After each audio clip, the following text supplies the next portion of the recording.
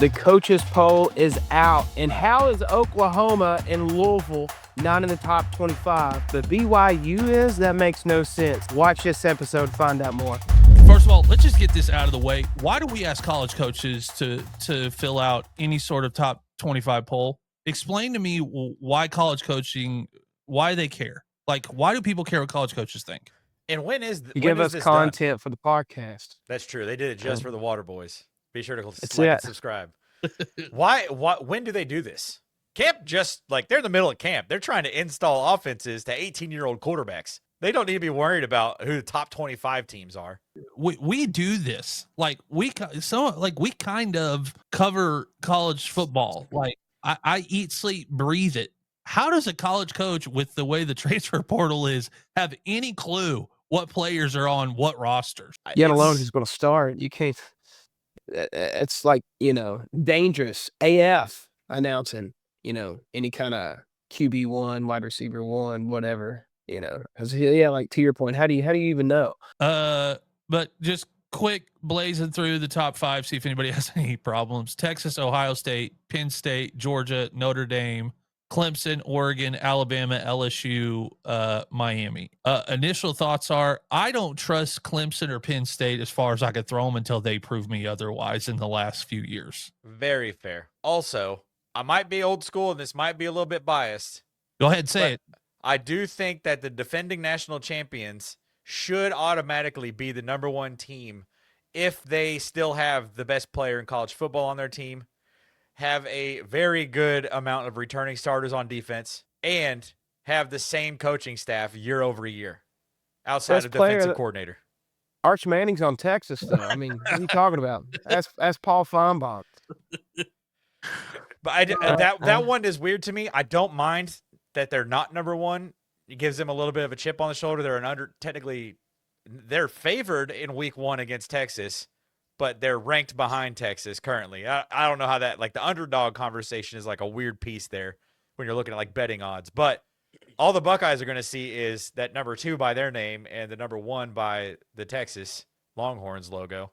So they might have a little bit of an underdog mentality, going into that game, and it could be good for them. But it is just weird that, I mean, Arizona State at 11. I think they're head and shoulders better than everybody in the Big 12. I have no problems with them at 11. I think they might run the table in the Big 12. How is Miami so high? That's they just lost their quarterback. To say. How are they in the top 10? How is Arizona State and Illini behind Miami? It makes no sense to me. Well, yeah, and then you look at South Carolina at 13. Look at Lenora Sellers playing quarterback. Did we forget that that guy got Heisman votes last year? And the games they lost were not blowouts. They lost close games last season. How is SMU at 16 above Florida? That one just makes me want to throw up. Or this laptop to a wall. There are 9 SEC teams in this coaches poll, which I've got my own conspiracy theories about why that is. I'd be happy to share. There's only 6 Big Ten teams. And then I didn't count the ACC. 1, 2. SMU ACC? 6 Big Ten teams, about right.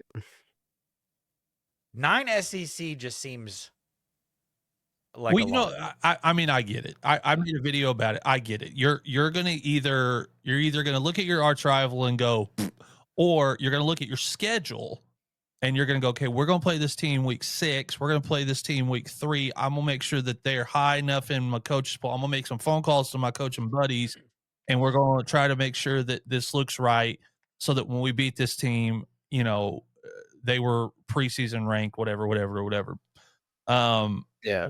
I mean, 6 Big Ten teams and 6 SEC teams would be fine. But if you take 3 of the SEC teams away, who's going to fill those 3 spots?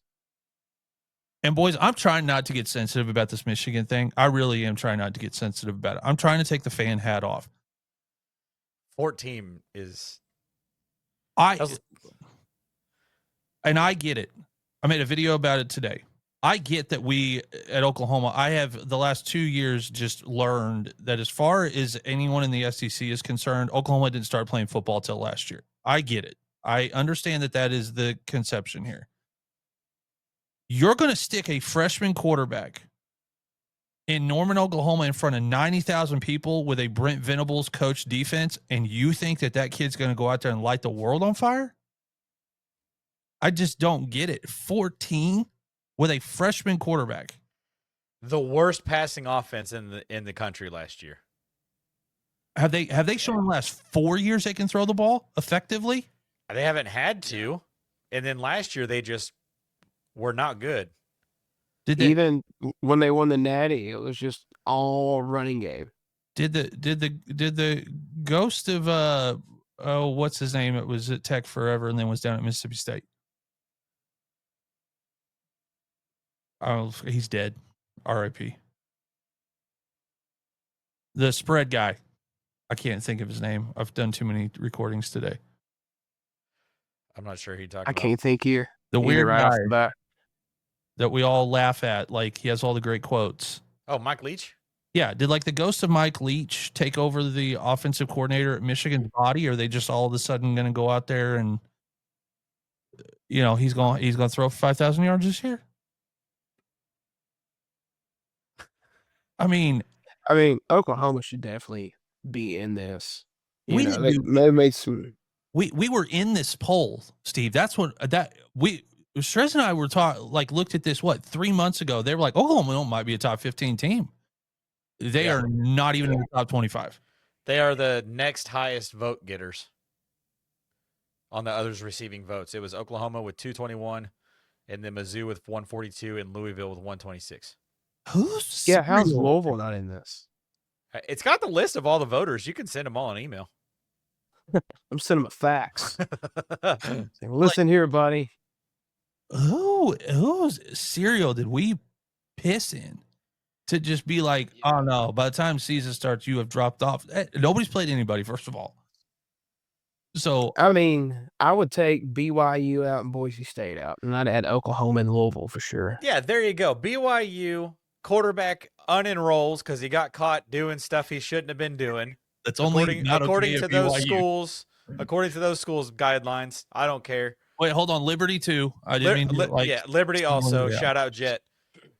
Their quarterback unenrolled went somewhere else.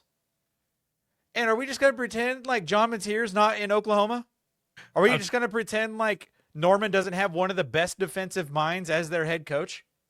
Maybe top 5 team going into college football this season with their backfield. It's insane. They did a great job in the offseason in the transfer portal. It's like, how are they not in the top 25, at least 25? Top 20. You can make an argument for top 15. And I just look at Boise State here at 25. I'm like, their entire offense is in running back in Las Vegas right now. Yeah. From last season. Why are they in the top are they going to 25? have football this year? Yeah, are they even going to have football this year? I thought he left and went to Vegas. Good point, Strez. It's honestly just wild. And you know, I have the opinion that the coaches poll, the preseason rankings, all those things, in my opinion, don't really matter until the end of the year when people start talking about who they beat week 1 through 4, when none of these teams should have been ranked in the first place. But they're like, oh, we've got 3 ranked wins. And it's always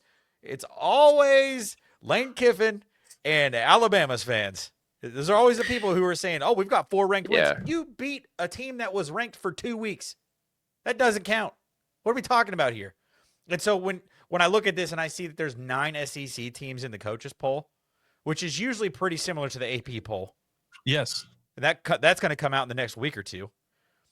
When I see there's 9 SEC teams, all I'm thinking in my brain is like, oh, obviously, they just want to puff up their strength of schedules just the most man-made way possible, right? Which, fine. Oh, when Ohio State beats the number 1 team in the country, they better get rewarded for that win all year long. Like you know how that'll work, though. They'll drop like 3 spots in the AP poll. Texas will drop 3. Yeah. You'll be like, okay. Yeah. And if Ohio State loses that game, they'll drop out of the top 10.